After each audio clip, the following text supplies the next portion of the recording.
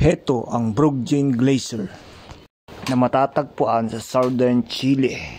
Pinakamahabang glacier sa Southern Hemisphere outside ng Antarctica, mga kalabrans.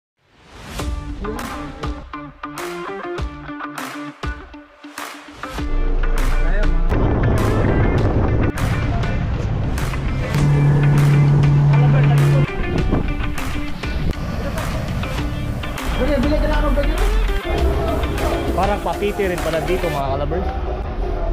Ay, say parang Pilipinas. Oh, parang papiti dito. Parang Pilipinas, para mali.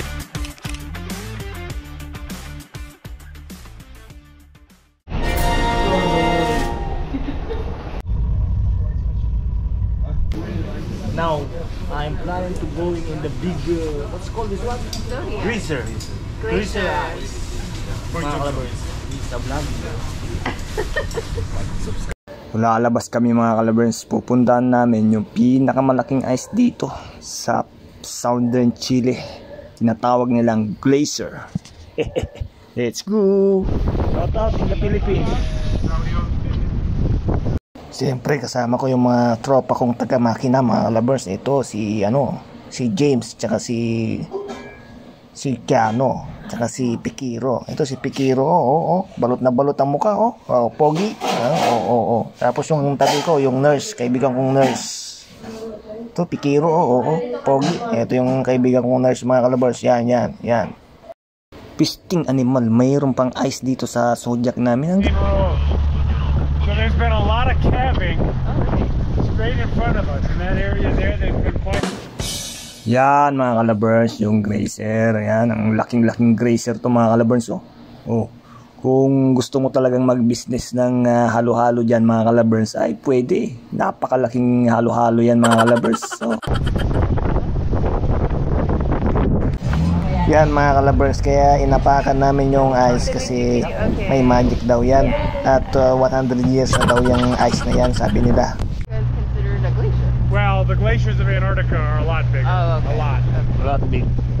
Very and, big. Unlike most glaciers, this is one of the two glaciers in the world that are getting bigger. So this one is actually advancing, growing slowly. This one, the most Glacier. Kung makikita yung mga kalabers, itong babae na to, yan yung kaibigan ko na nurse dito sa barko. Yan, napakabait yan, mga kalabers. Grabing bait.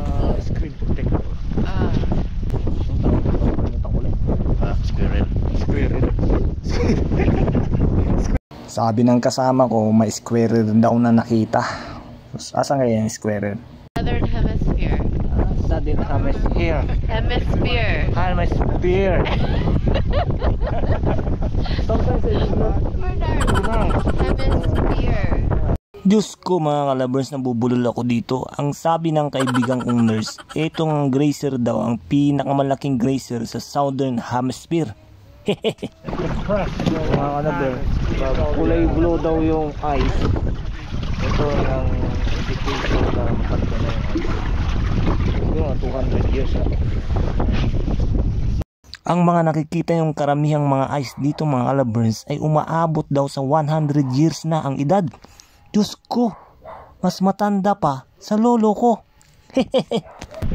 Bawal kami lumapit sa glacier, mga kalabers, kasi delikado, baka matabunan yung Zodiac namin. Yan, mga kalabers. Malaking ice yan, mga kalabers.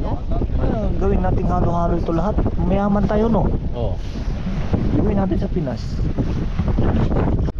At sobrang napakalamig pala dito, mga kalabers. Hindi ko pala nasabi sa inyo. Pag pumunta kayo dito, mga kalabers, kailangan nakabalot na balot kayo. Yan, tingnan nyo to, balot na balot. Di ba? Yan yung mga ice, daming ice cube, mga kalabers. Kuha kayo ng ice cube yan. Dami.